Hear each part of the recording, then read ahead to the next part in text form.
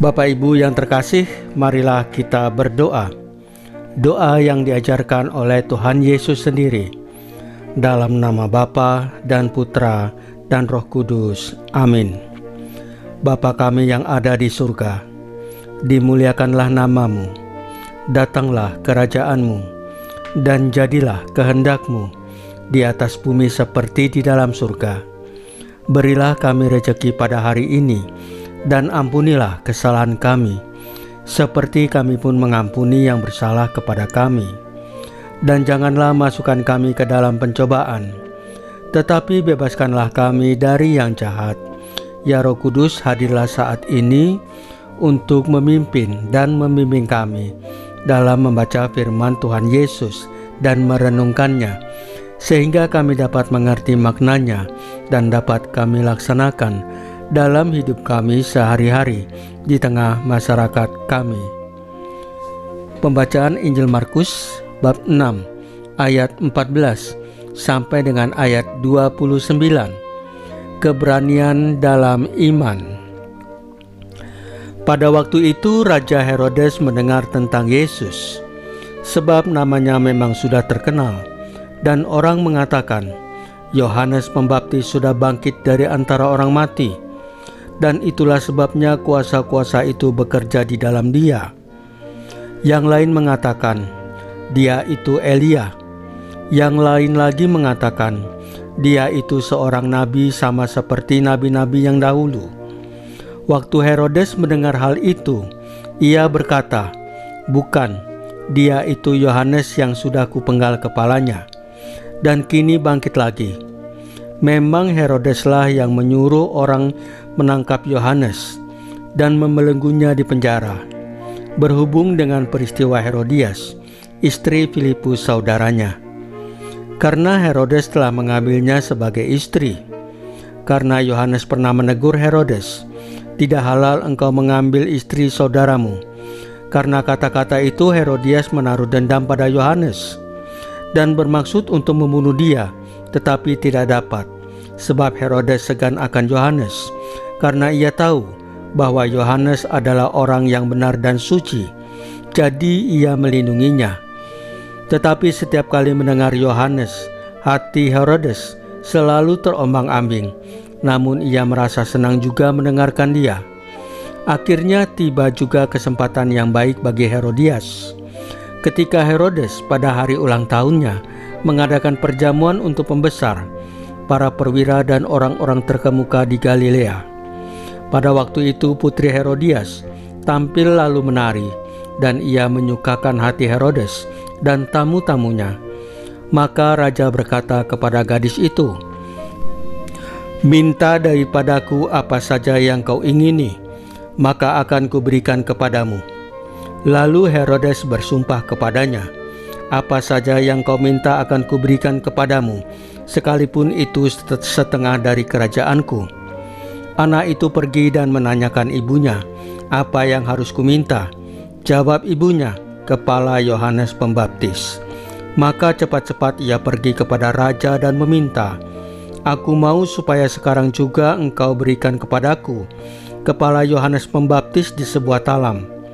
Maka sangat sedihlah hati raja, tetapi karena sumpahnya dan karena segan terhadap tamu-tamunya, ia tidak mau menolaknya. Raja segera menyuruh seorang pengawal dengan perintah supaya mengambil kepala Yohanes. Orang itu pergi dan memenggal kepala Yohanes di penjara. Ia membawa kepala itu di sebuah talam dan memberikannya kepada gadis itu, dan gadis itu memberikannya pula kepada ibunya. Ketika murid-murid Yohanes mendengar hal itu, mereka datang dan mengambil mayatnya, lalu memaringkannya dalam kuburan. Demikianlah sabda Tuhan. Terpujilah Kristus. Bapak Ibu yang terkasih, hari ini kita diundang untuk merenungkan sebuah peristiwa yang menyentuh hati, yang tercatat dalam Injil, di mana ia membawa kepala itu di sebuah talam dan memberikannya kepada gadis itu, dan gadis itu memberikannya pula kepada ibunya. Peristiwa ini menggambarkan konsekuensi dari keberanian untuk berbicara kebenaran, seperti yang dilakukan oleh Yohanes Pembaptis. Ia tidak takut untuk menegur ketidakadilan, meskipun harus membayar dengan nyawanya. Ini adalah pengingat bagi kita semua tentang pentingnya keberanian dalam iman, meskipun kita mungkin menghadapi tantangan yang sangat berat. Hari ini, kita juga mengenang Santo Paulus Miki, seorang martir yang hidup pada abad ke-16 di Jepang.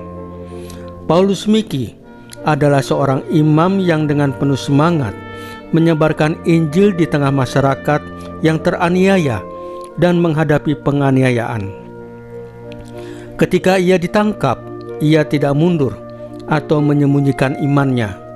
Sebaliknya, ia berdiri teguh dan dengan berani mengakui imannya di hadapan para penguasa yang mengancamnya. Dalam perjalanan menuju eksekusi, ia tidak hanya memperlihatkan keteguhan hati, tetapi juga mengajak teman-temannya untuk tetap beriman, bahkan dalam situasi yang paling sulit sekalipun.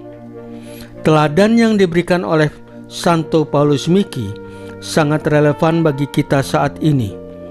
Ia menunjukkan kepada kita bahwa iman yang sejati tidak hanya diucapkan, tetapi juga diwujudkan dalam perbuatan.